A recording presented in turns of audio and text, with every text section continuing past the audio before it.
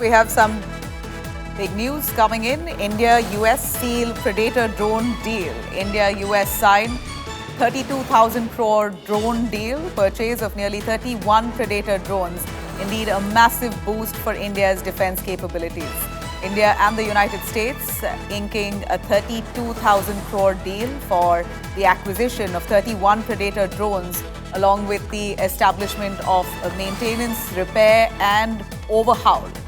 The facility that's set up in India. This deal will enhance the surveillance capabilities of Indian armed forces. According to reports, total value of the contract could rise to about 34,500 crores. Final price details yet awaited, but 31 drones to be distributed among the Army, Navy, Air Force. The Cabinet Committee on Security, the CCS, all set to give its approval for the purchase. In fact, they gave that approval itself last week. The drones identified as MQ-9B models will be procured under the government. And as we see here, this comes as a massive plus, a big boost to our defense forces, with Shiv Arur giving us more in detail. Shiv, over to you. The big deal between India-US on Predator drones has finally been inked. Give us more on how this boosts our forces.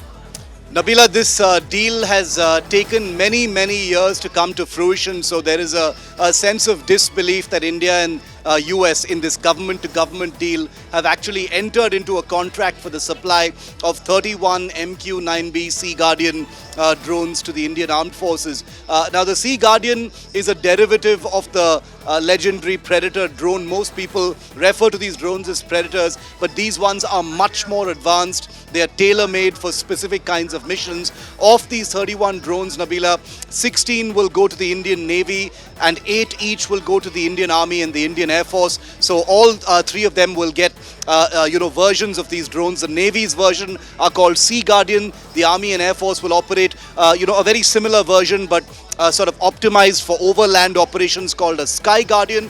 Very importantly, these will be India's first armed drones. So these 31 drones, Nabila, are capable of deploying weapons, precision strike bombs and missiles, laser-guided weapons that are capable of conducting airstrike missions on enemy targets. The reason why this deal is so important is because drones of this kind are supplied by the United States to very few countries. There are very few countries that actually operate drones of this kind.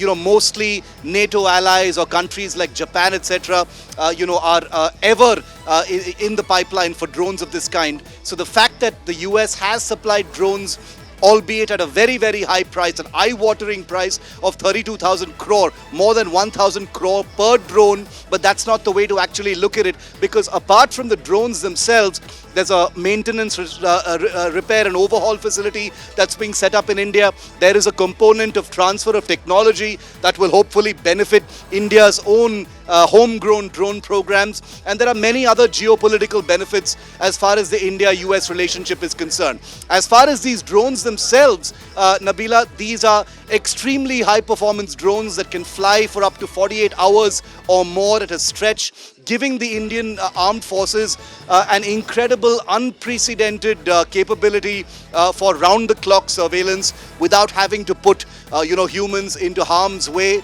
These are drones that are highly intelligent, that they can be programmed to map large areas, especially across the ocean. And as you know, India has a huge coastline and a huge area of responsibility in the Indian Ocean. And given the many implosions that are taking place around India, the standoff with China, what's happening across the border in Arunachal Pradesh, the Bangladesh meltdown, what's happening between Israel and Palestine and Lebanon and Iran.